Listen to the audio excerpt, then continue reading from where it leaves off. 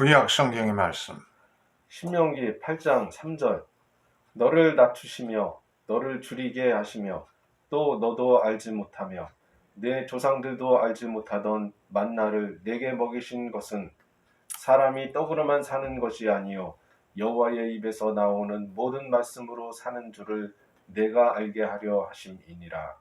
이것은 주님의 말씀입니다. 하나님 감사합니다. 아멘. 복음서의 말씀. 누가복음 9장 23절. 또 무리에게 이르시되 아무든지 나를 따라오려거든 자기를 부인하고 날마다 제 십자가를 지고 나를 따를 것이니라. 이것은 주님의 말씀입니다. 하나님 감사합니다. 아멘. 자기 십자가를 지고 나를 따르라. 자기 십자가를 지고 나를 따르라. 이 제목을 가지고서 말씀드립니다.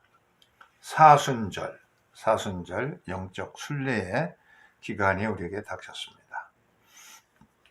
사순절 하면 이렇게 고난을 상징하는 그런 가시들, 또 예수께서 십자가의 길을 가신 것, 가시면류관, 우리도 그 십자가를, 각자의 십자가를 달게 지고 주의들 쫓는 영성 훈련의 기간으로 삼고 있습니다.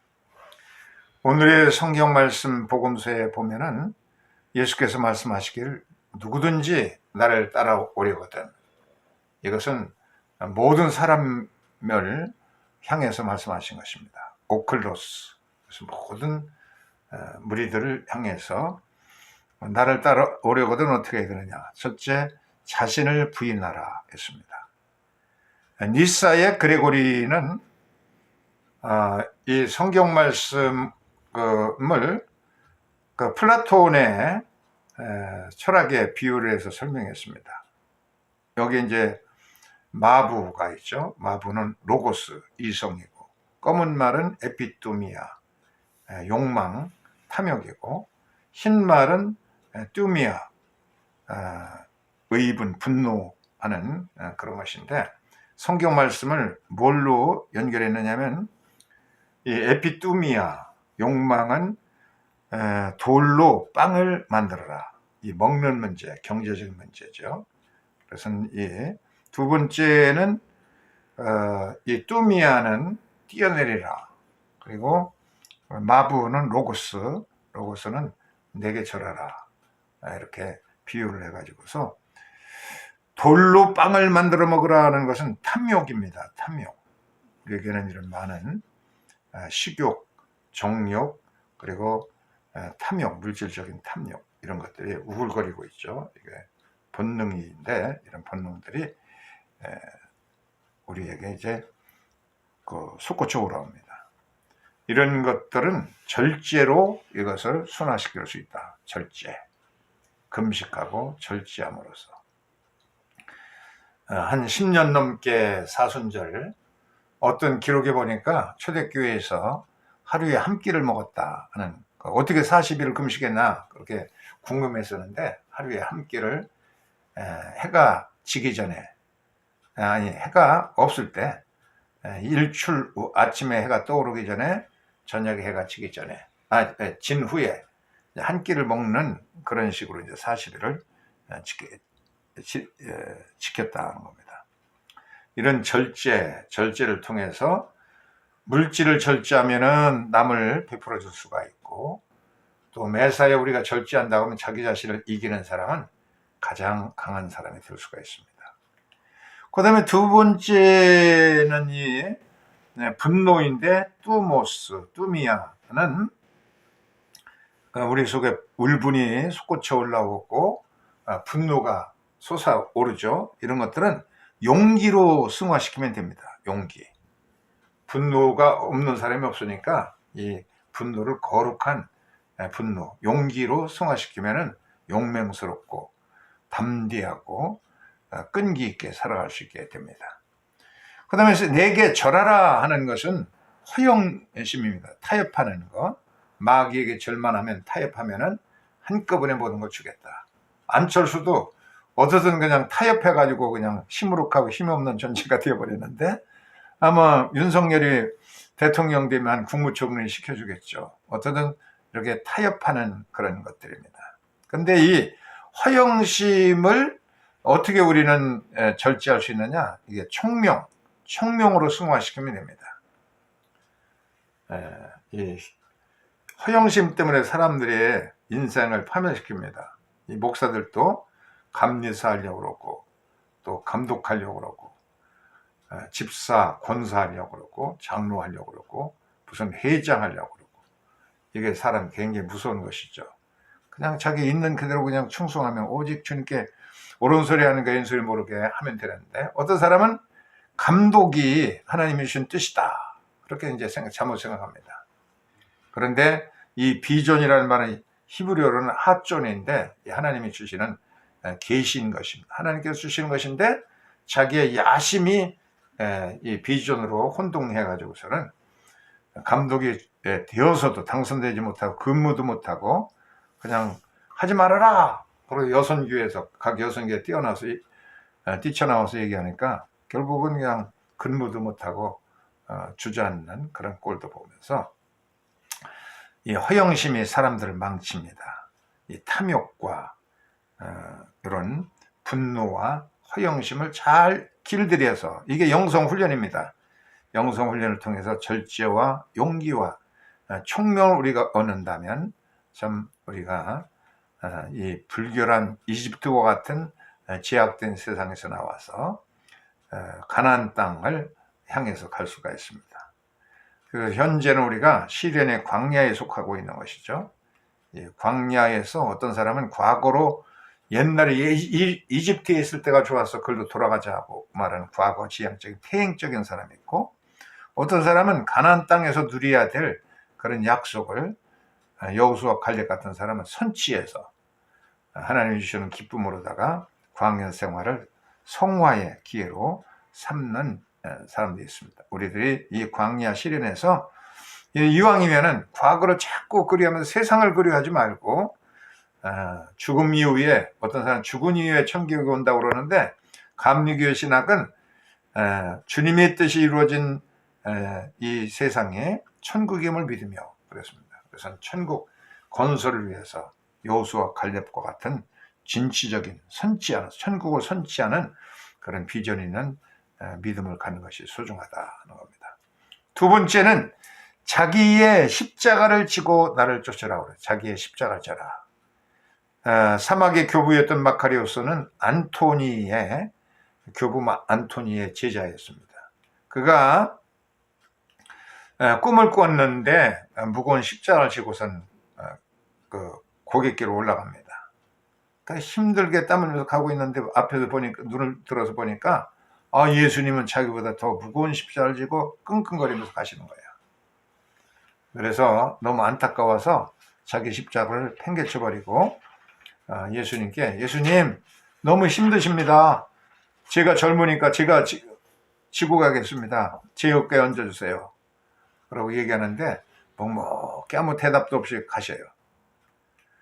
그러다 또 쫓아 올라가서, 예수님 아무래도 안 되겠어요. 저한테 넘겨주세요. 그래도 말 없이 가십니다. 그러니까 세 번째 너무 안타까워서 그냥 제가 지게겠다고 하니까, 그때서야 이 마카리우스가 버리고 팽개치고 온 곳을 가리키면서, 마카리우스야, 네가 팽개치고 온 내 십자가를 네가 지고 나를 쫓으라. 그래서 마카리우스가 팽개치고 온 자기의 십자가, 얼마나 부끄럽겠어요. 그 십자가를 지고 주님의 뒤를 이제 가시는데, 예수님을 보니까 십자가가 없어졌어요. 그래서 예수님 어떻게 된 거예요? 십자가가 왜 없어졌어요? 나를 따르는 제자들이 자기의 십자가를 지고 자기 십자가 달게 지고 나를 따른다면 나는 저희들 십자가에서 해방된다.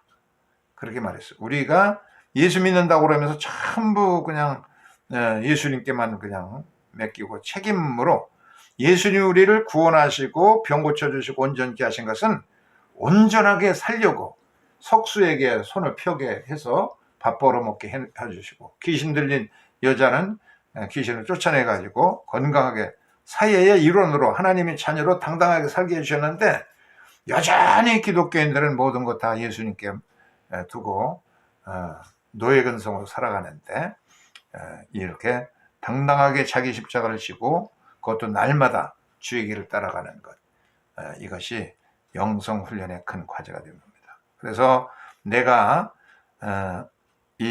내 자아를 잘 단련시킨다면, 그런다 그러면 이웃과 벽이 허물어지고 화해하게 되겠죠. 그럴 때에 하나님의 관계, 하나님과의 관계, 교인들과 관계, 또 교회 밖에 세상 사람들과의 관계가 잘 회복되어서 이제 열매가 아름다운 사랑과 희락과 화평과 오래 참음과 자비와 양성과 충성과 온유 절제의 열매가 맺혀지는 것이죠. 그래서 빛의 자녀로 살아서 사람들에게 지탄 대상이 되지 아니하고 참 사람들에게 빛을 비추어서 너의 착한 행실을 보고 아버지 하나님께 영광을 돌리게 되는 겁니다. 세 번째는 매일 따라가라, 나를 따르라, 그렇게 말씀했습니다. 그 조금 따르다가 팽개쳐버리는 것이 아니라 날마다 지속적으로 따라가야 된다. 랍비 요셉 벤 키스마라는 랍비가 있습니다. 이 랍비가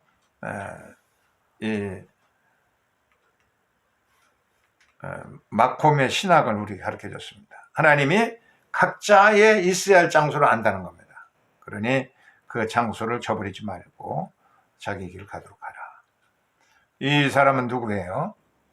판사인데, 판사도 참 아주 올곧게 정의롭게 공평하게 앞에 누가 있든지 간에 그 전직 판사가 있든지 전직 검찰총장이 있든지 전관 이유하지 않고 냉혹하게 정의롭게 판단하면 얼마나 세상에 아름다워진 세상이 되겠어요.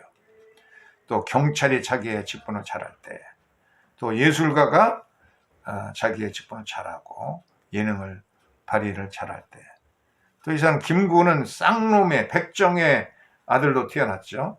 그래서 아버지가 너만한 점 어떻게 잘 되어라 해가지고 서당을 보내고 한자를 많이 공부해가지고 과거 시험 보러 왔더니 아주 참 형편없는 그냥 시궁창이 되었어요. 낙심하고 예수를 믿고, 그 사람은 얼마나 그 천하디 천한 사람이었지만 훌륭한 존경받은 인물이 되지 않았습니까? 공장에서 망치로 일하는 사람들은 자기의 열정과 땀을 다해서, 또 서재에서 연구하는 사람들은 열심히 정신을 다해서 연구하고, 김수환 추기경인데 이 김수환 추기경과 같이 성직자들은 자기를 버리고 청빈하게 정의롭게 살아야 될 것이고, 또 구두를 고치는 수성공은 성실하게 주님의 구두를 고쳐드리듯이 그렇게 하고, 또 이 과학자들은 아인슈타인 같이 열정을 가지고 연구를 할 것이고, 교수들은 또 열심히 가르치고, 또 농부들은 열심히 밭을 갈고, 옥에 갇혀 있는 사람이라고 그러면은 그 시간을 무료하게 보내지 않고, 김대중 씨는 옥중에서 많은 그냥 한번 김대중 집을 갔는데 그 서재에 있는 책들을 저기 가리키면서 이 책들을 내가 읽었다. 그래서 대통령이 당선되지 않았어요. 옥중에 갇혔다고 해서 탄식하지 말고 정말 그 시간을 옥중 대학을 다니는 신영복 씨 같은 사람도 그렇죠. 맨델라 같은 사람도 그렇죠.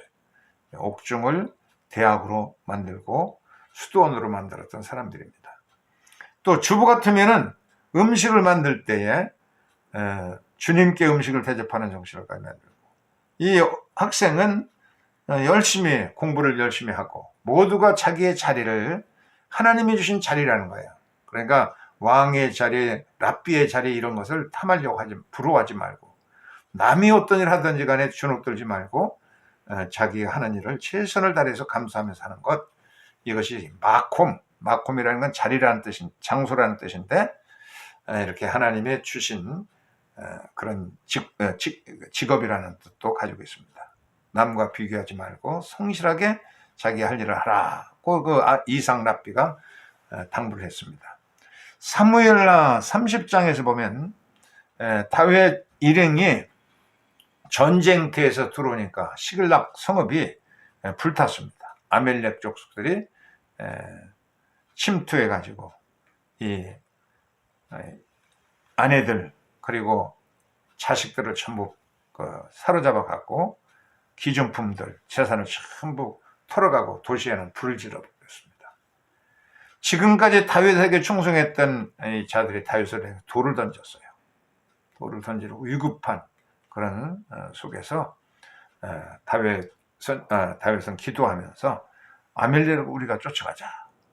쫓아가는데 부솔 시내가 생겼죠. 이 부솔 시내를 건너가는 그 용맹스러운 사람도 건너가고 약간 이 노약자들, 노인들, 할머니들, 장애자들 이런 약자들은 건너가지 못하고 200명이 이제 폐잔병 낙오자 같이 있었습니다. 그래서 이들이 이제 길을 가다 보니까 마침 애굽 사람이 쓰러져서 죽어가고 있어서 그냥 지나갈 수가 없습니다. 자기들이 급하다고 해서 정성껏 그에게 죽을 써먹이고 미움을 먹이고 그랬더니 살아났어요. 이 사람은 아멜렉 왕의 신하였습니다. 근데 병들으니까 발로 차서 버리고선 가버린 겁니다. 사흘 동안 먹지 못했는데 이제 이렇게 정성을 다하니까 살아나가지고 아멜렉의 비밀 아지트를 찾아내 안내해줘가지고 그들을 통해서 대대적인 승리를 거두게 됩니다. 그래가지고는 사로잡혀 갔던 자기들 아내를 찾고 또 아이들을 찾고 또 많은 이 전리품을 획득하게 되죠. 전리품을 얻어가지고서 이 전리품을 어떻게 분배할 것이냐 하는 문제가 생겼는데 비류들, 악인들, 이 사람들은 실적을 올린 전쟁에 참여해서 전과를 올린 이런 사람들에게 나눠줘야 된다. 그렇게 힘 있는 장수들, 힘께나 쓰는 이런 노련한 사람들은 우리가 싸워서 이겼으니 우리 차지다. 그렇게 주장. 강자 독식주의죠. 반면에 다윗은 이 전쟁에서 승리는 주님께서 주신 은혜다. 그러니 이런 할머니, 할아버지, 장애자들, 어린아이들, 이 약자들에게도 공평하게 다 기본소득으로 나눠줘야 된다. 라고 이제 그렇게 해서 그렇게 나눠줍니다. 이렇게 세상에는 악인들, 라라고 하는 건 이거 아주 사악하다는 뜻인데 또 불량배, 비류라는 단어는 벨리알인데 신약 성경에서 벨리알은 그리스도와 대적하는 사탄이라는 뜻으로 쓰여지고 있어요. 이 사탄과 같이 그냥 악랄한 사람들 있잖아요. 정치판에서도 그런 정당이 있고 아주 말할 수 없는 그냥 막대 먹은 그런 정당 그런 자들이 있습니다. 그 사람들은 내가 하는 교회 안에서도 내가 하나님이 했다 그렇게 얘기합니다. 내가 교회를 섬겼고 내가 교회를 졌다 그렇게 주장합니다. 다윗은 그러지 말고 하나님의 은혜로 살자. 내가 강하면 약자를 좀 도와줘야 된다. 약자는 혼자 일어나지 못하니까 그들에게도 다 똑같이 분배해 주자. 승자 독식주의자들의 탐욕을 물리치고 다윗은 강한 자들은 억누르고 약한 자들은 부추겨주고 그래서 공평 그들에게도 배려해서 다 전리품을 얻도록 그렇게 했습니다. 이것이 다윗의 승리의 비결이에요. 이거는 우리가 잘 아는 한 후보가 자기의 구두발을 갖다가 기차에 의자에 쭉 뻗는 장면입니다. 남들이 기중하게 앉는 그런 차를 갖다가 더럽혀 놨습니다. 그리고 또 그냥 무슨 아파트 모션을 보여주면서 그냥 주먹질을 하늘을 향해서 하는 겁니다. 얼마나 무리한 것 같잖아요. 하늘을 향해서 그냥 주먹질을 해야 되는 걸 보면서 어떤 스님은 말을 하기를 하늘을 향해서는 주먹질해서 하늘을 분노하게 하고 이웃에게는 구두발을 그냥 쭉 뻗어가지고서는 이웃 사람들도 불쾌하게 했으니 천인 공노할 일이다. 그렇게 말했어요. 이런 사람을 또 그냥 따라가면서 열광하는 사람도 있잖아요. 사람들이 무당하고 관계됐든 주술과 관계됐든 상관없이 무슨 사입이 신천지 이단하고 관리됐든 상관없고 그냥 막 목소리를 높여서 그냥 칭찬하는 겁니다. 우리가 이런 정확하게 우리 자신을 순화시키고 잘 영적인 훈련을 해야 그래서 비로소 영안이 열려지고 아주 정신 상태가 깨끗하게 맑아져서 총명이 있어야 이게 분별할 수가 있어. 아, 저런 사람 안 돼 하고 말할 수가 있는 겁니다. 이 사람은 누굽니까? 마르틴 루터 킹 목사죠. 마르틴 루터 킹 목사가 청소부라는 설교를 통해서 뭐라고 그랬냐면, 청소부가 이렇게 청소를 하는데 미켈란젤로가 그림을 그듯이 그렇게 정성을 다해서 예술 기교를 다해서 그려야 청소를 하고, 그리고 베토벤이 음악을 연주하듯이 그렇게 하고, 또 셰익스피어가 시를 한 편을 쓰듯이 그렇게 정성껏 청소를 해야 된다. 그러면 땅에서도 그를 칭찬해 줄 것이고, 또 하늘에서도 박수 쳐주고, 모든 사람이 박수 쳐주는, 그래서 너희들의 착한 행실을 보면서 하나님께 영광을 돌게 될 것이다. 이렇게 말했습니다. 하나님이 우리에게 성령 충만 부어주셔서 이 주님이 우리를 세워주시잖아요. 다 해방해 주시고 주의 보혈로 씻겨주시고 온전케 해주시는 것은 이 세상에서 용감하게 그렇게 정의롭게 살아가라는 뜻입니다. 이렇게 우리의 맡은 직분이 무엇이든지 간에 평생 여관에서 남의 것 시중이나 들고 그랬는데 그것을 그리워하는 사람들에게 다시 내 자리로 가라.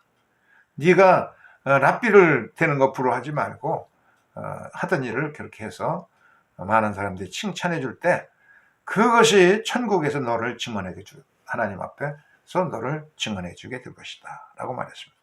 우리의 맡은 일에 최선을 다해서 그 선행이 천국에서 우리를 하나님 앞에 증언해 줄 수 있도록 이 세상에 사는 동안 우리가 하고 있는 일을 천직으로 여기면서 잘 빗되게 감당할 수 있기를 주의 이름으로 축원합니다. 아멘.